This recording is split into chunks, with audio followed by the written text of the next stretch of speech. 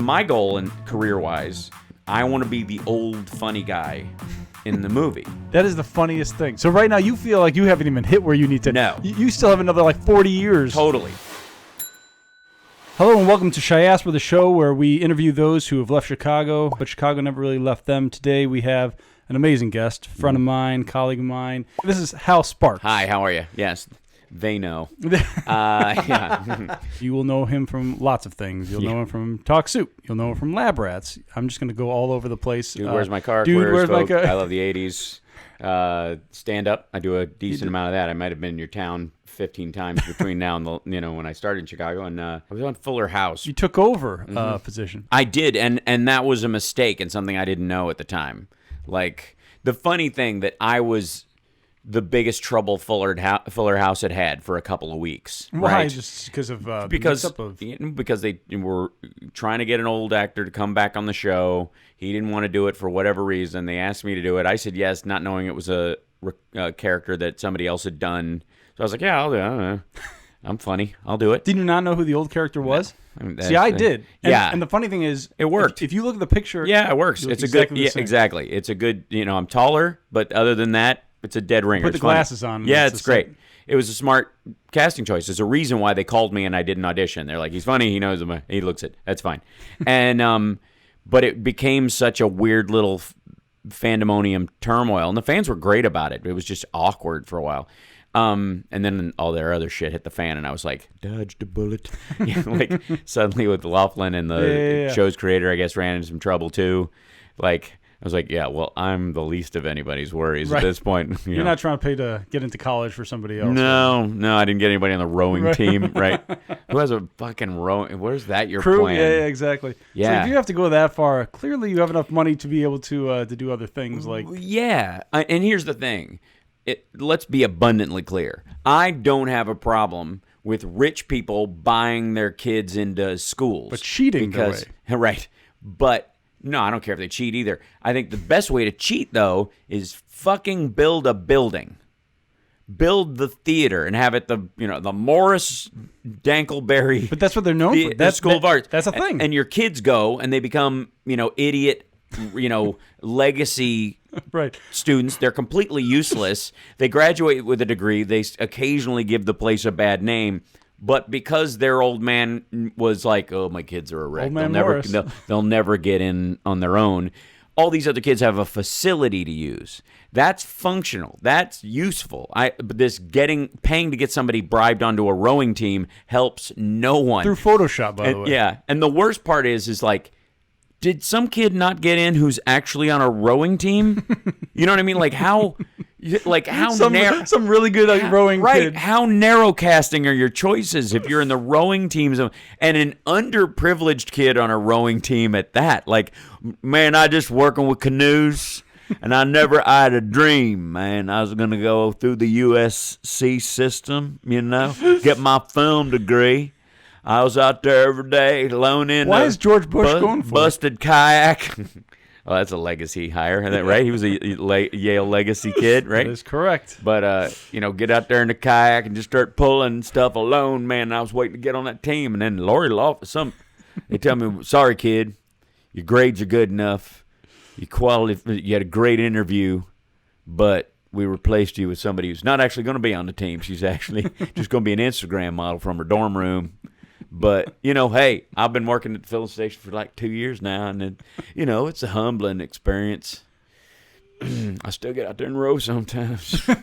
First of all, the guy happens to be 65 years old. He is now. It ages you, man. You go through it. Irony is that when I moved from Kentucky to Chicago, I was 14. That's what I sounded like. Really? Yeah. I had the accent? Yeah, I had a big old heavy. Because like a 14-year-old, 15-year-old Kentucky boy, you sound like Elvis, man. You come down there and, you're talking through the front of your teeth.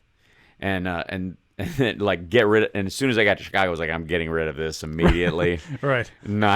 I can't even pretend to have this accent. And you moved into the burbs. Yeah, I went to New Trier. My dad intentionally did that. New Trier is such an amazing school.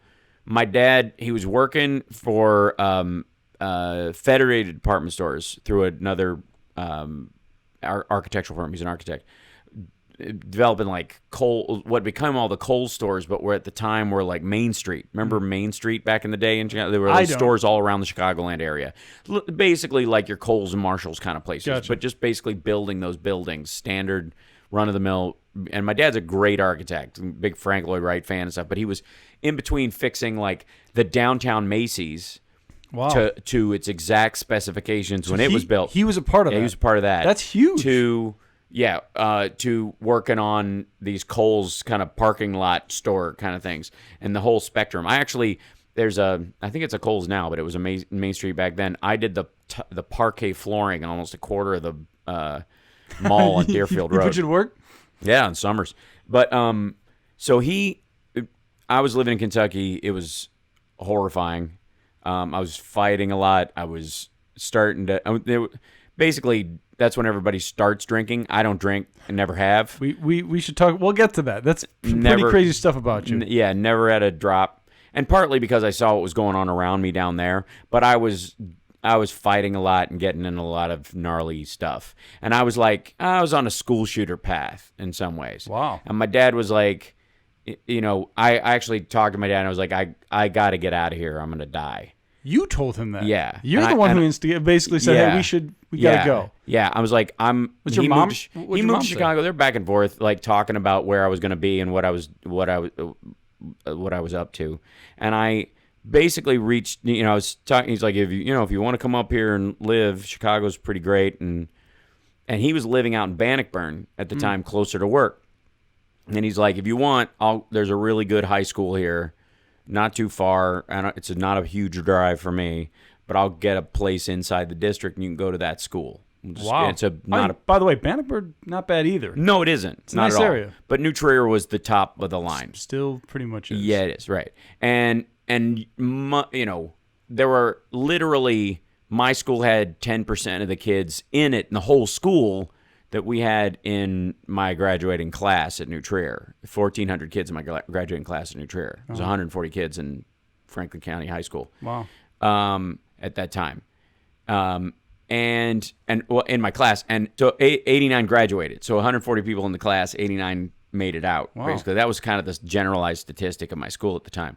And it just wasn't, where are you going to go? You're going to go work in the brewery. Yeah, you work for Ancient Age or old Granddad or one of these old bourbon facilities. That's the job. Wow. Maybe you could work in state government if you're one of the smarter kids, but you're going to go to UK and then do that and bounce through there. And then that's it. There is no middle ground. It's one of those two things, or a fill-in station. And I was too much of a troublemaker and too interesting to sit still for any of that. So I immediately just knew. When he said Chicago, if he'd have been in New York, I probably would have hesitated. Even at that time, before I knew I wanted to be an actor and a comedian, I didn't know how to make that happen. If he'd have said L.A. or Seattle even or something like that, it probably wouldn't have.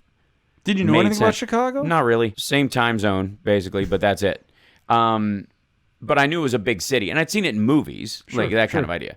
But from my perspective, it was just like, it just made sense instantly. It was like love at first sight on to some degree. Like, you can meet a bunch of people, but at one point you're like, oh, damn. This is it. Who are you?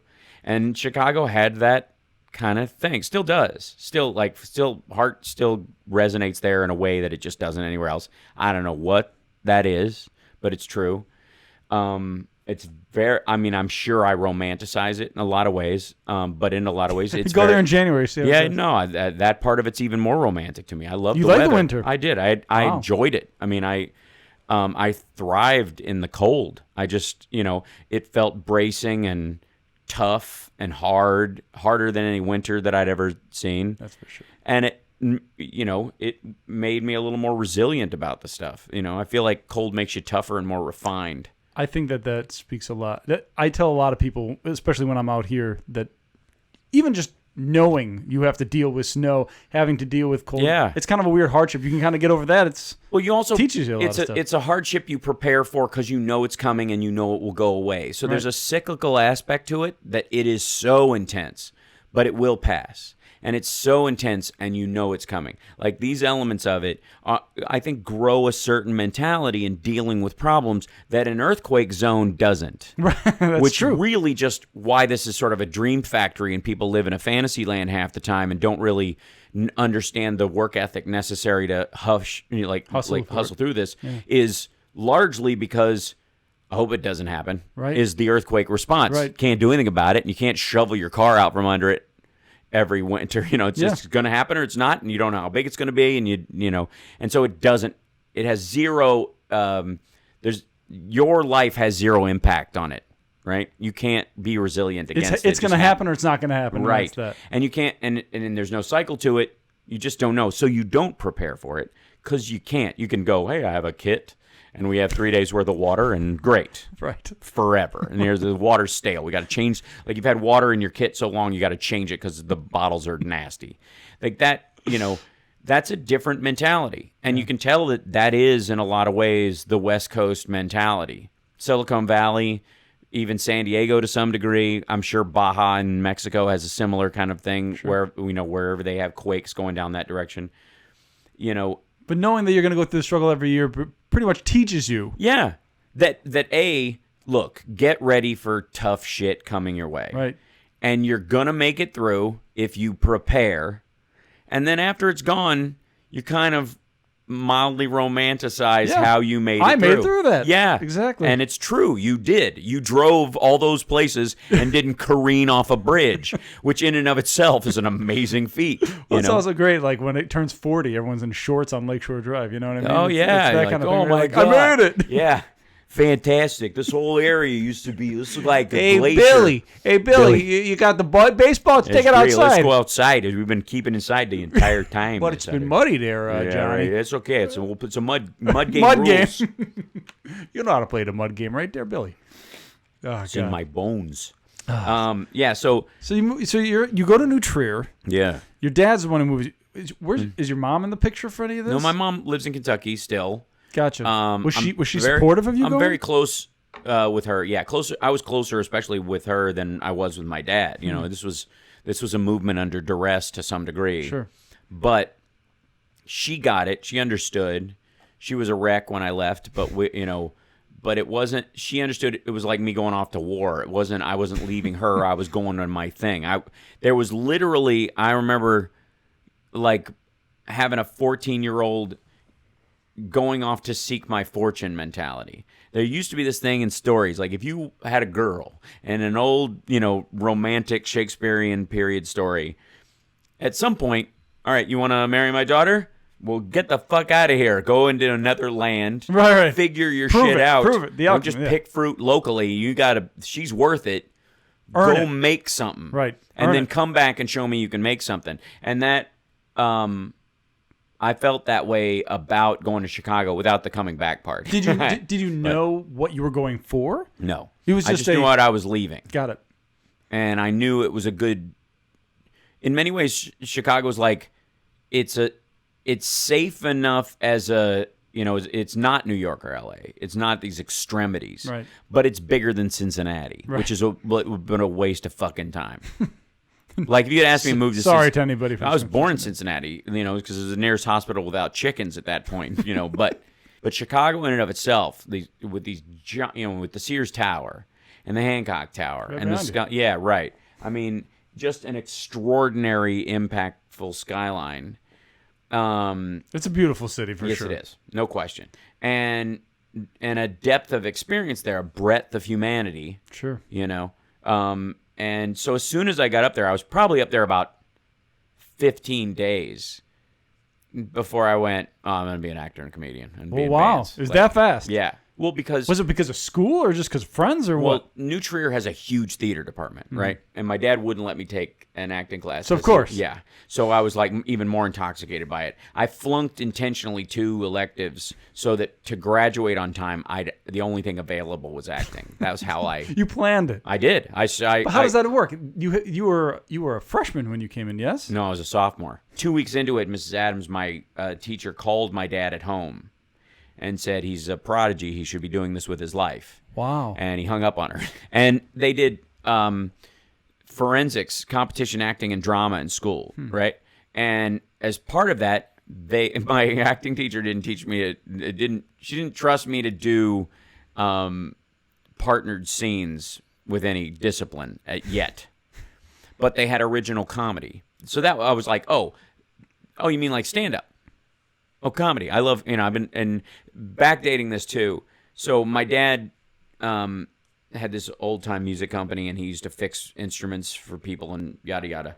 I must have been 9 years old. He repaired this guy's 2 mandolins, and the guy couldn't afford to pay him. He was like, man, I don't have the money, but I'll trade you these. I've got 4 crates of records, but a full quarter of them were comedy records. Every Carlin record up to that point, every Lenny Bruce record, every repurposed, Steve Allen, like old metal records with like vinyl coatings on them of the Marx Brothers. Wow. Every Jonathan Winter record up to 1977 or 78, whenever this was. Every Richard Pryor record, Godfrey Cambridge, Shelley Berman, Woody Allen's stand-up record. Like, so I bet you got a hold of these. I dove into them. Wow. Memorized them. Told the jokes to my friends. Didn't lie and say they were mine. I was doing characters. Gotcha. So this is back in Kentucky. Yeah, this was in Kentucky. So I would do this all the time. But I didn't understand what a stand-up was. I just listened to these records, and to me it was like an album of birdsong. Like some dude went out with a mic and found a bunch of funny people. He's like, I'll just record it. Right. Like a live show, because it's all live. It's different than the experience of like, oh, I understand a band wrote these songs, recorded them, blah, blah, blah. Right. But this guy's in a place. Where the fuck? Who sets a mic up to record? This just happened. I didn't understand that this was sort of a job. Listening to it from the perspective of, understand, I didn't have a television until I moved to Chicago. Really? I didn't have a TV. So this was your entertainment. That was it. So albums were it. It was all theater of the mind. And when I got to Chicago, I saw, we went downtown and looked around and kind of had dinner, and my dad was showing me the fact he had a girlfriend at the time that he'd been dating for a year and a half. She was great. And she had a daughter that was like a year younger than me. And so, we went out to eat downtown and saw the city and stuff like that. And we drove by, like, Second City, and they're going, oh, yeah, we'll go to Second City. And it's like improv comedy. And Zany's, which is a comedy club, is like the Rosemont block away. Oh, no, you're talking about the one in on Wells or on whatever Wells, in Old Town.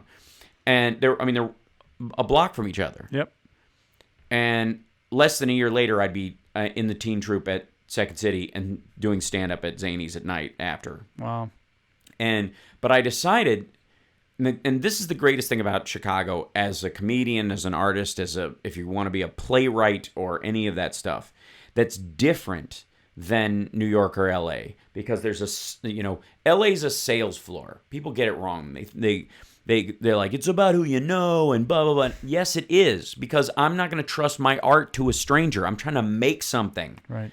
New York has a little bit of that, but it's like you'll never get discovered. So Chicago, though, it's practical. You're not going to get discovered in Chicago. You just do your job. That's the blue collar ethic. That's right. You do the get thing. at it, and especially and when I found out that stand up was first you do it for free, like open mics and shit, which is like interning, and then if you get better at that and you develop enough material, you can open or get a guest spot, which is about 5 minutes, and host the show. And then if you've got enough material after that, then you feature. That's about 20 minutes. Headlining's an hour. If you're good enough to headline, then you take it on the road, and then you can tour nationally. Right. I'm like, that's a fucking ladder. I can climb those rungs. It's called earning it. Yes, right. And there was no mystery in it. Right. And theater in Chicago is very much the same way. It has that kind of like, oh yeah, you can be in the play. Like, yeah, that's Malkovich, but he's not going to shit on you. It's just like a job. And if you have that ethic, you can get at it. And so I made decisions about who I saw. I watched a ton of stand-up live so I could see physically how it went on, because I'd heard so much. It was like in my cells at that point. Mm-hmm. But I watched how people, just the mechanic of the show went, what I thought was like old habitual traditional behaviors that could go, and other stuff that was like, that's necessary, even though that seems kind of hackneyed, and they're like the how you guys doing tonight aspect of the audience, just asking them, ingratiating. Mm-hmm. That moment is crucial. No one thinks about that, like at least an outside world. Mm-hmm. But when you're studying it, it's like anything else. Yeah, right. And you're like, you can't, if you skip it, you can skip it, but you're a different person. You're Stephen Wright. You know what I mean? Which is fine. But or Emo Phillips or something. You are choosing to be a certain type of comedian. You can't just dismiss it. You have to know the rules before you break them, and you got to break them very specifically. And so I dove into learning them that way. And then while I was acting in high school, I joined the Second City teen troupe. Did you go with did you know any of the like other Second City people that you always hear about? Well, Richard Kind and a couple other people were main stage at the time. Dave Pasquazi was main stage when I first joined. And if you don't know Dave Pasquazi, if you're, wasn't he in Veep recently? He's in Groundhog Day. Groundhog Day. Yeah, he's the psychologist. Yeah. No, but he was in Veep or he was in one of those. Dude recently. Is so talented and became the voice of McDonald's and lived in Chicago and didn't have to leave. He was making bank and never. Yeah, that's what I mean. He never had to go. And my idea of what fame and fortune aren't somebody else's. So I never read into anybody's choices and their climb. Sure. Because my goal career-wise is, and in many ways has always been, to be Hume Cronin or Burgess Meredith or Alan Arkin. I want to be the old funny guy in the movie, right? And so I've got a lot of work to do to secure that spot by the time I'm 85. That is the funniest thing. So right now you feel like you haven't even hit where you need to. No. You still have another 40 years. Totally. Yeah. Isn't that awesome? Yeah, it's great. You've already done a whole bunch of stuff. And knowing it, and knowing that was kind of my goal, and maybe it was because Steve Martin had white hair when I became a fan, is there was something about, I'm not afraid of the old era, the old age aspect of being a star. It was aspirational. Yeah, right. Because, if you're going to do this for 70 years, the fuck do you think you're going to look like in 70 years? And you won't be the same character playing then that you're playing now. So your skill has to develop, your reliability has to develop. People have to know, you bring him in, he's rock solid. And that's got to be true for 3 decades before you even get into the feature kind of stuff that I will end up doing. And so for me, that's my aspirational part. I'm sure Jeff Goldblum had a dream of himself as Jeff Goldblum in The Fly being his pinnacle moment. Right. That, remembering him as that. Sure. And the reality is he's having his heyday like Christopher Walken. Yeah. Christopher Walken spiked in the 70s. Yep. But his heyday started in the early 2000s. Yep. That's amazing. And so to understand, and the wake-up moment for me was when I saw Silence of the Lambs in some ways about this, where I'd always felt this way, but I codified it, where I realized I didn't remember seeing Anthony Hopkins with brown hair, ever. Yeah. Guy won an Oscar that year. Yeah. First Oscar he ever won. He was like 62. He was definitely thinning, and he was definitely going gray. Yep. Yeah, but he didn't have, he didn't have black hair. He was old. Yeah. And the reason they hired him is because he was cheap. Is that true? Yeah, they already had one star in the movie. He wasn't a fucking star. Where he auditioned. Wow. He wasn't Sir Anthony Hopkins at that point. He wasn't Odin at that point. He was a guy who hadn't worked for almost 12 years, was doing plays in London because the last thing he did was Audrey Rose, and like magic. He'd done magic, like a couple of, he was the strange Brit intense character actor. And then they were like, I don't know what the fuck to do with him. It's like Tommy Lee Jones. Didn't work for like 7 years. Right. And another thing where Chicago saved his ass, because the director, Andrew Davis, I think, is the director who directed Under Siege, put him in that. I didn't know that was a Chicago director. By the way, Under Siege, no one ever talks about that movie. Awesome. It's such an amazing movie. It's such a great film. Amazing movie. Perfect, like the perfect use of Seagal ever. Yes, I know. That's what I was saying. Seagal, like people made fun of him later on. Dude, that movie. Good. It's a good film. It's funny where it needs to be. I wanted to learn how to wield a knife after watching that. Oh yeah, the knife fight scene's terrific. But Andrew also directed The Fugitive, which is a whole Chicago hometown movie. Mr. Harrison Ford's, whoever has seen that. And then Tommy Lee Jones. Yep. Is now the Tommy Lee Jones we know, after a gap in his work where people were like, "Fuck Tommy Lee Jones." So looking at that guy, looking at Anthony Hopkins, and going, "What if my 65-year-old self came back to visit me as at 20, I think was what I was like, and said, guess what, kid? You make it. We get it. We get Oscar knighted. We get the EGOT, all that shit. but it doesn't happen until you're 67 years old. Do you keep going? Well, of course, but that's the thing. It's one of those. If you knew that ahead of time, it makes you feel like it's worth it. Right, but some people wouldn't. Like, I have to wait till I'm 65. There's a bunch of people who bail out early, and I ran into a bunch of them. Some of them were in my high school class as actors, had everything available to them. Rich families, driving them in air-conditioned comfort to auditions downtown Chicago.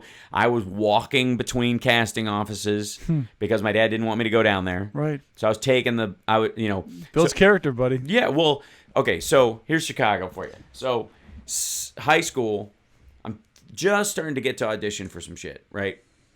And my dad doesn't want me to audition for stuff. He's like, he's going to get a job, or he's going to try to get a job. He's not focusing on school. It's going to be a bad thing. It's already bad. He's second city, yada, yada. And he would intentionally give me $5 for lunch and no more, because that's how much lunch cost, and he knew I couldn't go anywhere. So what I would do is, it was $1.25 on the L from Wilmette L station downtown, and $1.25 back. That's half my money. $1.25 for a bottle of water, and $1.25 in case I needed a block ride in a cab if I was late between appointments. Wow.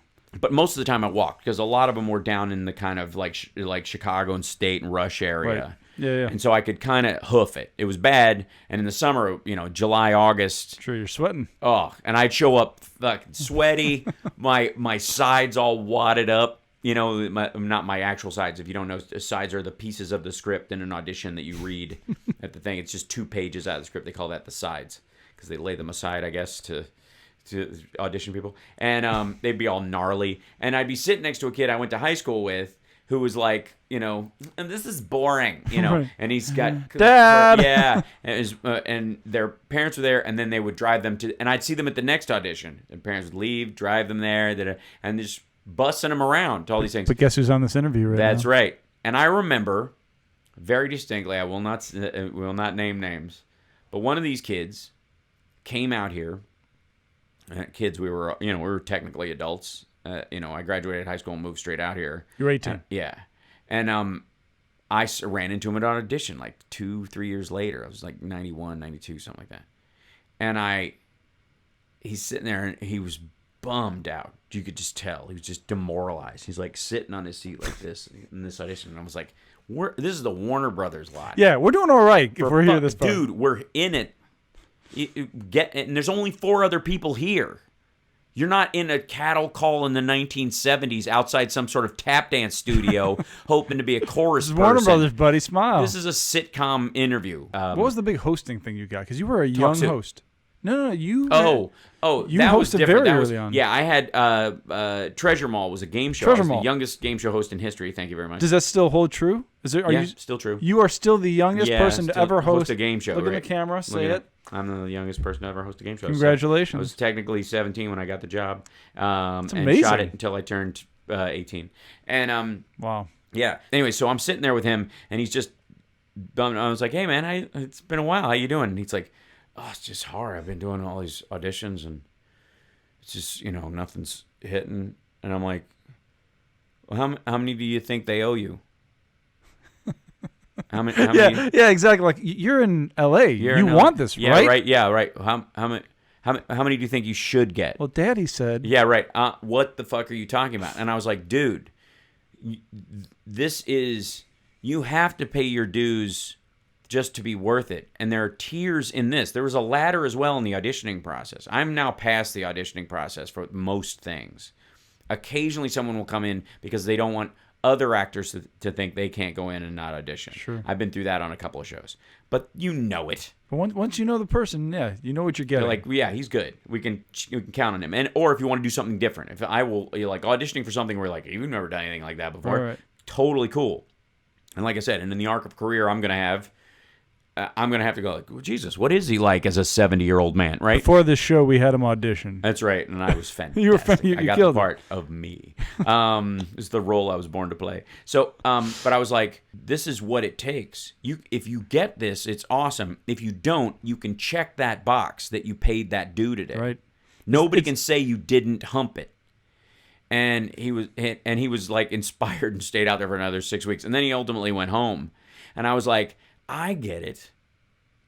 I'm in this, and I looked around the room while I was talking to him, and there were 5 guys in the room that had been I'd seen them at other auditions, and they looked kind of like me and kind of like him, and I was like, okay, at some point, either these guys are gonna dump out or get hired and not be available, and I'm gonna be like, those 3 got hired. That guy's dropping out. That guy's a drug addict. So there's me left. Even at the worst case scenario, just by standing in my position and not wavering, I will get the work because I know I'm of quality. I don't have to worry about it. If I was delusional and thought I was a great actor, that would be a problem. But I knew I had skill, and so I was, each one of these I was like, and I have to say, any actor who goes, oh, the rejection, you egotistical, self-centered motherfucker. How dare you think this is about you? Right. You're not being rejected. There are so many moving elements of what's going on here. The project could have collapsed entirely. Like, I lost a job once because I looked too much like the other lead's brother, because it wouldn't make sense if we were villainous if we looked like we could be related. That's not rejection. That's just... People should take this note. And no joke, because I think people need to hear that. Yes. More. It's not about you all the time. I mean, first of all, once in a while it is about you. But for the most part, if you're in that room, you got in that room somehow. Oh, and if they're rejecting you, and it's a legitimate rejection, they don't give a shit about your character or your self-worth as a human being. Your skills aren't up to par. Fix your fucking skills or shut your mouth. There's a lot of... I've been in casting situations where sometimes it's just... no joke. Sometimes it's a vibe thing, but but it's not about necessarily like, oh my God, it's the world's on... Oh, this guy. Like, they have this high school bullshit idea that when you leave the room, they go, what was that? Never.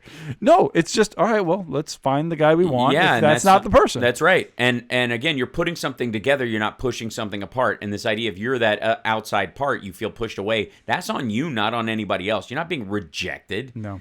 Go piss up a rope. And so I became hostile to the idea of giving into failure. And it largely had to do with that Chicago work ethic. Like, how do you think this hole gets dug? Right. You got to get that shovel. Get the fucking shovel. What are you can't be upset. And that was the interesting thing, that, art's always, that's always the problem. Because if I hired you to dig a hole, and I say, I need this hole 6 feet deep, 6 feet wide, and, and I need the dirt piled on the left side. Yeah. So I can move it later. And I come back and it's 6 feet deep and 6 feet wide and the dirt's there. End of fucking story. That's right. If it's not, know it. I know it. Even filmmaking out here, I get that a lot. Where it's just like, but I need like 3 other people. I need the really nice shovel. It's like, no. Just get the shit done. Dig the fucking hole. We don't have time. No. Dig the hole. And that's what gets respected. Yes, right. But in art, interestingly enough, you can dig the fucking Grand Canyon and by hand with your teeth. And somebody will, and you know it, and everybody else knows it, but somebody will go, that's a puddle. That's kind of a puddle, I think. You know what I mean? That's life. Because art, there is no metric. That's funny. So you can't even take the rejection seriously in that regard. But it's true. It's like, I've had a lot of people say, I had that idea, and no one listened to that idea. It's like, dude, everybody has an idea. It's not about the ideas. Execution. That's it. And that's the Chicago way. It's exactly. Just do it. That's the Chicago way. There it is. Yeah. So here, let's backtrack a little bit. So you get into New Trier. Theater's your thing. Mm-hmm. You're doing that throughout high school. Yeah. I studied audio engineering with Kimo Williams, who teaches at Columbia. Nice. But isn't that nice? Granted, you have gravitated towards music too. Mm-hmm. But the idea of just knowing this, for some reason, it will help you in a podcast where it'll help you in anything you do. I can rewire anything. See? I can, like, if something falls apart, I kind of grew up knowing about computers my whole life because I'm named after one. And my next door neighbor in Kentucky. Is it true? Yeah. You were really named that for was it 2001? 2001, yeah. Really? I'm named after Hal. And there's a sort of a bit about it in my act, so I won't grind it. But in developing skills, to me, as an actor, if you end up playing a character who has those skills, you have it's more organic. Sure. Yeah, as opposed to this idea, I've done it for 6 months and I really know. And like, kind of go fuck yourself. It's like gaining or losing weight for a role to some degree. I'm like, So are you telling me you've been the plumber in a porno? Is that what you're trying to say? That's right. Yes, absolutely. I've been the pizza guy so many times.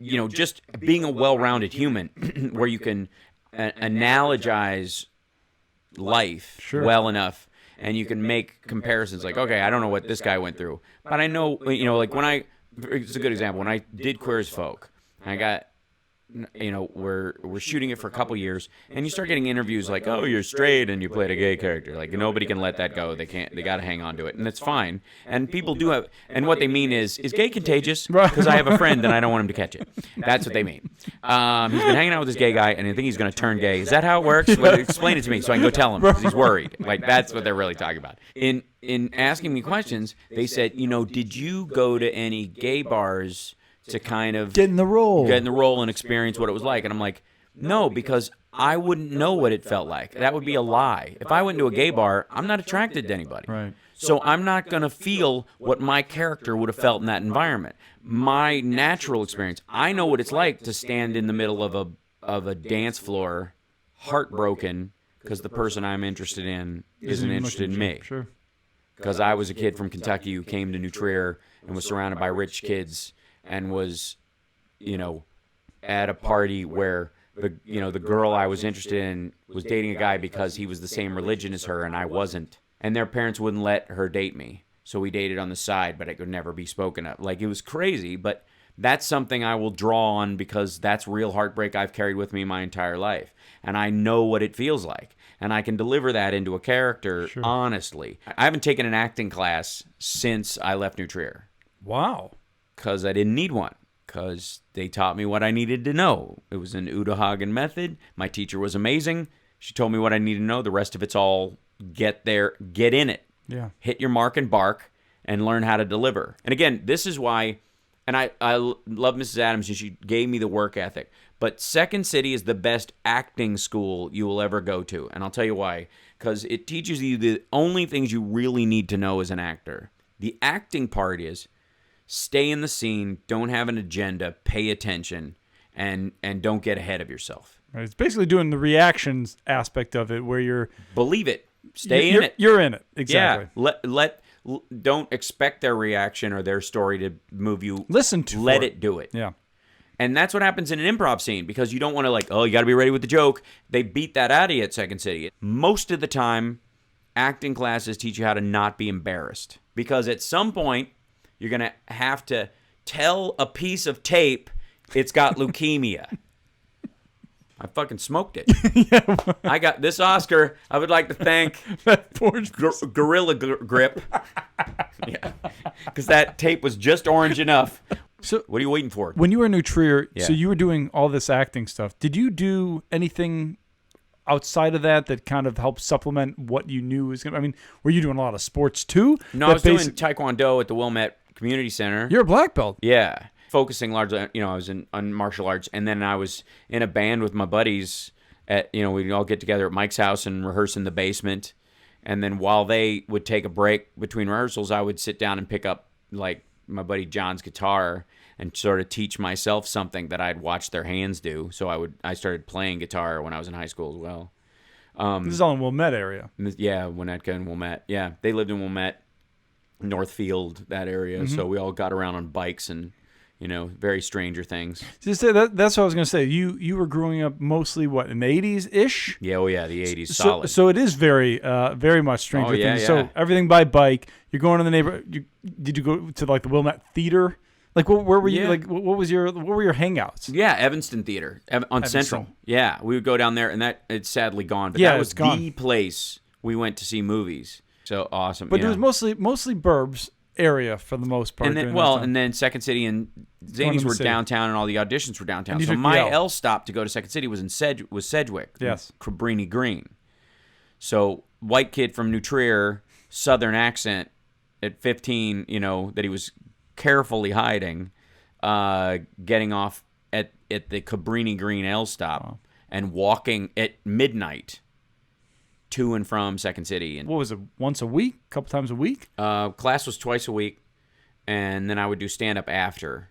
if I could anywhere. Wow. And that, so you just stay downtown. Yeah, and at that point we had Funny Bone, we had Catch a Rising Star in Chicago. There were a few places. They eventually had an Improv. It's now a veterinary hospital. But all these places, I had to be escorted through the club. Because you were 15. Yeah, I was 15. Yeah. Wow.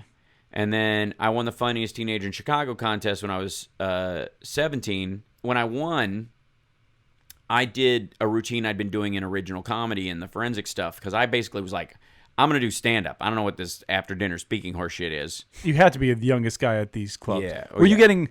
Because I feel like that's also weird fraternities at times. Were people pretty respectful of you getting in there? Or is it more like, who the hell is this kid? Go home. Well, I had 2 sets of stuff. I had the stuff that I was doing that I won the contest with that I was doing for school, which was clean-ish. Very Billy Crystal in a lot of ways. And then I had the stuff I was writing that for my wannabe Carlin, wannabe Richard, wannabe Steve Martin self. That was way more adult. But I couldn't do a lot of those jokes because I was underage because it would get the club in, trouble, yeah. Yeah, so it was a fine line to walk. And there were a couple of times, though, where things started to kind of go south because it was too grown up a crowd. And I was just like, fuck it. I'm going to act as adult as I am at this age and do the act I want to do. Mm-hmm. And it would work fine. Because I don't trust clean comedians. I think they're awful people. I think if Cosby taught us anything, never trust a comedian who doesn't swear. They're dangerous psychopaths. But it's useful in certain venues. You were thinking about this at age 15, which is pretty mature of you, I'd say. Yeah. Well, I grew up around these old bluegrass guys who've been playing forever. And I remember, okay, so this might be a seeded moment in Kentucky more than almost any other. But so at Peaks Mill Elementary School, we had a gym attached to the school. And back in the 70s, wrestlers used to tour the country in a van like a band, set up a ring, and do a show for everybody, and then pack up the ring and go to the next town. And they would do these little podunk country towns all the time. It was how you printed money. This is before WWE or any of that stuff took off. So I was in fourth grade. I was in fourth grade, and Randy Macho Man Savage and these other folks came to Peaks Mill Elementary School. Wow. My teacher got me out of class and was like, you got to go do this. Go help them. Go help set it up. Wow. They need 2 volunteers. Sparks, get the fuck out of here. Because I was such a pain in the ass. That was anytime they could get me out to go do something else, I could spend my energy elsewhere. At one point, the lady who ran their ticket booth for them, who was touring with them, was pregnant and ready to pop. They're unloading this thing, and in the bed of the truck, it's just the old gnarly U-Haul that they own, whatever, sure, is a open condom wrapper. Oh, God. One of the guys helping picks it up, lifts it up, and goes, who the hell's is this? And Randy the Macho Man Savage walks over, points at the pregnant lady, and goes, well, it sure as hell ain't Mary's. And I fell apart. And I was like, I want to be in showbiz. It was the closest I ever came to. Was that your moment? That was your moment. Yeah, I was like, I want to run away and join the circus. This is hilarious. Wow. They do this everywhere. That was always kind of the seated, like, all right, how do we turn this into something, And when I got to Chicago and realized it was a ladder, I was like, let's start climbing. Let's go. So part of winning the Funniest Teenager in Chicago contest was I won a performance at the Laugh Factory. And that was, like, you get a performance at the Laugh Factory. And my dad figured, we'll go out there, he'll audition, he'll see how tough it is, and then he'll rethink the whole thing. And he came with you? Yeah. Oh, he had to. Nice. Yeah. And I go up to the door and I go, hey, my name's Hal Sparks. I won the Funniest Teenager in Chicago contest. And part of what I won was a performance here at the thing. Who do I talk to about performing? And they went, looked at a list, like, you can go on at 9:20. And he just put me in. That was it. But no way he knew. He had no idea. He just no fucking idea. Yeah. My dad sat in like the third row, and everybody was making fun of the front row of people. Nobody had an act. So I walked out there and I stood on the front tables and made fun of the second row. I was like, "You guys have had it bad all night. It's about time these fuckers got it, And I was like, excuse you. And so I just stood on 2 tables and did my whole set walking on tables. I was supposed to do 5. I ended up doing 15 minutes. It was great. Everything was good. Left, and my dad walked out, and he was like, that was actually really, really good. That was really good. And he hadn't really watched my set much. Probably even to get him to that point. He's from the Midwest. Yeah, he's like... you were probably like, oh, my God. Yeah, like... I might as well go play the lotto here. Yeah, right. He's finally... And he talks about that moment to this day. My dad brings that up. Yeah, that, like, you know what? That was the moment, and I was like, well, that's when it's real. And... But obviously, you graduated. You finished all that. Yeah. You moved to L.A., and are you working in LA as well? Well, I got Treasure Mall while I was still at New Trier. So I had to fly my last semester of New Trier. I would fly to LA on Thursday, rehearse Friday, shoot Saturday, Sunday because the contestants on the show were children, so they couldn't come during a school day. So we'd shoot Saturday, Sunday, and then I would fly back Sunday night. Go to school Monday, Tuesday, Wednesday, fly back Thursday, do the whole thing over again for weeks. Were they paying for your flights and stuff like that? So your dad was probably like, dude, my son is killing it right now. Yeah, well, and I was exhausted, and I was, I kept falling asleep at home ec, but I got the best grades I got the entire time I was at New Trier because I was like... You were zoned in. I got a job waiting for me. As soon as I graduate, I'm getting my shit. I'm getting the fuck out of here and going straight there. And then when I get it all settled, I'm gonna buy one of Frank Lloyd Wright's houses on the North Shore and live in that. Yeah. I'm gonna Cusack the shit out of this. Right? That was the idea. I don't know if we'll have enough time to go through every single thing, but you got Queer as Folk. That was the big. How many years were you on that show? 6 years, 5 seasons. I started. Wow. I got Talk Soup in 1999. So that was the next really big thing. You did that for a year or two. A year. By the way, it's funny. I've talked to people about you specifically. Yeah. Where do you know Hal Sparks from? Everybody gives me a different answer. Everybody. Yeah. I know him from Queer as Folk. Oh, I remember from Talk Soup. I have a 15-year-old cousin. Yeah. I go lab rats. Yeah. She's like, oh my God, I know him. Yeah. Some people will know you from the Fuller House thing, the ones who are like still with that show. Yeah, right. Or like, some people are just like all I love the 80s. Like they just barrel into that and figure that's the thing. I saw you enough. I saw you all the time. And that's not a mistake. That's specific. No, of course. I chose to be ubiquitous and get as many like varied things, as opposed to like, because typecasting pays well. Sure. You do one thing, you keep doing that. You can print money until you're done. You have taken care of the kids market. You have taken care of. That's right. You were a guest host on a show that I helped you. I was producing at the time. That's right. That was very much on the adult side of things. That's right. So that's right. You have literally done everything, gearing yourself up to be the old man who Alan Arkin. That's right. You're doing podcasting stuff like that too. I've got a radio show. And you have a show in Chicago. Yeah. It's a Chicago-based show. Radio show, yeah. But you film it out here. You record it. I do it wherever I am. My main station WCPT is in Chicago. Do you fly back? No. Well, I do sometimes. We'll do fan kind of like, I don't even call it listener meet and greets. Really, is what it is. Where we do the show live and people can come and stuff like that. We do that a couple times a year. It changes. We pick a pizza place or something like that and everybody comes. I've been doing that for almost 7 years now. And I could have run, because it's sort of like syndicating my streaming, my Ustream that I was doing. I was like, I want to turn that into a radio show. There was a Seattle station that wanted it. And I was like, but to do it through Chicago is kind of magic. There's something. You do get political. I've listened to it. It's a political show. Yeah. It's a political station. I mean, Chicago's progressive talk. Yeah, that's what it is.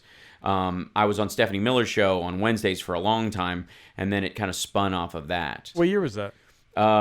Jesus, when did I start? 2005? Yeah, that's like really when podcasting like started. And everybody thought I was crazy. I mean, I bought halsparks.com in 1993. Wow. So yeah, you were ahead of the game in terms long of, game, man. When you were growing up, were you watching a lot of other? Because that was the reason why I think I even started this. I love my Chicago people when they have gone off and done stuff. Because you're like, that's what I want to be. I root for them. Like I'm friends with Richard Marks now. He's a wicked funny dude and he's great. And I knew he was from Chicago, and I learned a lot about the economy of songwriting, the skill of writing a pop song from listening to his stuff. It's like a masterclass. And then the fact that he was like married to Cynthia Rhodes and they lived on Sheridan Road and the North Shore and all that kind of stuff. And then like there was something like, all right, you can do this and still be here and come and go, and Chicago always welcomes you back, and there's that part of it, and so I saw every Cusack film, saw every, like you just follow those guys and you kind of root for them to take off in that regard, Whenever I run into Chicago people, I've said this before, I have a connection to them even without having to have any history or anything. It's just like, I get it. The joke I used to have in my act early on was like, when I first experienced Chicago, I was like, Chicago's the kind of town where you could literally be being mugged at gunpoint, and you go, well, it's Jesus, you go, Jesus, the Cubs, and he goes, I know, it's so heartbreaking, like it's such a strange, experience, and that's really funny, but it's true. Yeah, it is true. It's just like, well, we can it's relate the on biggest this. town in the world. Yes, that's what it is. Yes, that's a very good way to put it. Yeah, too. Chicago's the biggest town in the world. Do you care about sports at all? No, that's why I'm a Cubs fan. Because I don't have to. That's the great thing about the Cubs. You can go and just enjoy the fucking game. I love going to Bears games. I love going to Cubs games. But, my world has always been martial arts and has always been art of some form. I will say that I have a real soft spot in my heart for Chicago musicians. Cheap Trick, and I would also say, well, obviously, I would argue that Doug Pinnick from King's X qualifies, as he's from Joliet and grew up around Chicago a lot. And Enough's Enough, obviously. Cheap Trick is also from like Rockford. I consider it close enough. But they played all over Chicago. Chicago. The exception is Smashing Pumpkins, because we saw them so much when I was in high school before they broke, and then they played their fucking record for 2 years after that, and we've heard all this shit for, oh my God. Did you ever get to meet any of those guys? Yeah, in passing a couple of times. Sure. I was a big Ministry fan. Have you ever met Chicago, the band? Yeah, well, I've done shows, where they've been on the bill and done like charity shit. Nice. And it's funny with Enough's Enough because they broke, as a hair band, and then kind of almost stalled for a time, and then Howard Stern discovered them. They're his favorite band. Really? And it turned this thing on for them that was just East Coast. Enough's there you go. Yeah, Enough's Enough. That mattered too. Like when somebody would break out as a Chicago artist, I'm like, oh, all right, okay. It always bothered me when there were certain bands that I thought deserved to get more than they did. You ever heard of Lucky Boys Confusion? Do you know those guys? Mm-hmm. Lucky Boy, you should listen to them. They were very punkish rock band, but they had a couple hits, and then that was it. And they couldn't rhythmcore, man. They couldn't make it out. Yeah, rhythmcore. They're the shit. They're so awesome, and they could have been America's U2, but just bad marketing or didn't figure out how to do it for them or whatever. I've never heard of them. It's great. Yeah, I and my buddy Tom introduced me to their stuff when I was in Chicago. He's like, yeah, you gotta this is the mix on this album is amazing. That kind of thing. Yeah. But most of those songs, there's so many songs that I associate with Homer's, restaurant on Green Bay and in Kenilworth, and the Wilmette Beach down by the Rocks area? the High Temple, that area, and the Evanston Theater, and riding my bike, listening to the new Crew record, brings back good memories. Oh, it's great. When you go back, what are your hangout spots? Do you stay still in the burbs? Do you stay downtown? No, mostly I'm downtown when I go down there, but I always visit up north and go see people because a lot of my friends from high school are still a couple of them still live up in the burbs around that area, or their kids go to that. Eventually I think we'll end up going to that school again. It's a different experience now because of Lab Rats, because it's an imperative for all of them that their kids get to meet me, which is great. Isn't that crazy though? It's awesome. A whole new demo. Dude, and they're growing up. When I started Lab Rats, the average mean audience for four seasons? 4 or 5? 5 technically with Lab Rats Elite Force. But which is long for a Disney show. Yes.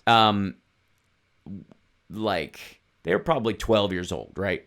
So I'm saying, Micah, 15, 16 years old, they're in high school and they still remember you. And now, though, 6 years past, 7, 8, 9, we started in 2011.